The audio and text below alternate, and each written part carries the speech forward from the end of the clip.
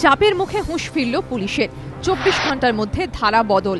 Gariahat pool car কাণ্ডে জামিনযোগ্য ধারায় মামলা শুরুর পরেও যোগ হল জামিন অযোগ্য ধারা। শুক্রবার আলিপুর আদালতে তোলা হয় ধৃত পুলকার চালক সুমিত সরকারকে। ধৃতকে 29 তারিখ পর্যন্ত পুলিশ হেফাজতে নির্দেশ দেয় আদালত।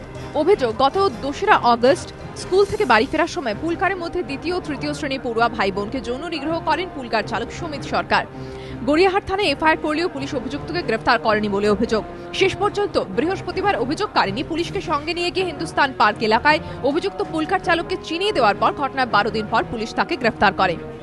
12 দিন পর অভিযুক্ত পুলকার চালককে গ্রেফতার করলেও 341, 325, 354 ও 509 এর মতো জামিনযোগ্য ধারায় মামলা শুরু করে পুলিশ। পুলিশের ভূমিকা নিয়ে সরব হয় বিভিন্ন মহল।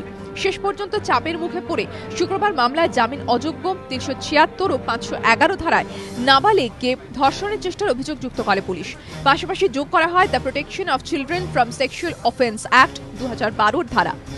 নিগৃহীত শিশু দুটির মা জানিয়েছেন এই ঘটনায় তিনি খুশি। তার দাবি কঠোরতম শাস্তি হোক দোষীর।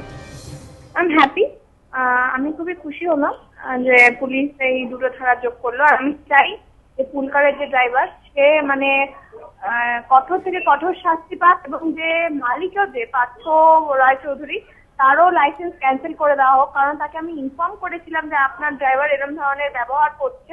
উনি বলেন যে আমি তাকে ওয়াচ রাখবো, কিন্তু কোন রকম ওয়াচ রাখেননি, কিচ্ছু করেনি, কোন রকম স্টেপ ওনার থেকে আমি পাইনি। তাই জন্য আমি গাড়ি পাল্টে দিতে বাধ্য হই, আর তারপর আমি গড়িয়াহাট থানায় এফআইআর করতে বাধ্য হই। আজকে পুলিশ যিনি ডিফ্যাক্টো কমপ্লেনশন সায়ন্তনী তার একটা স্টেটমেন্ট নিয়েছেন পরবর্তীকালে।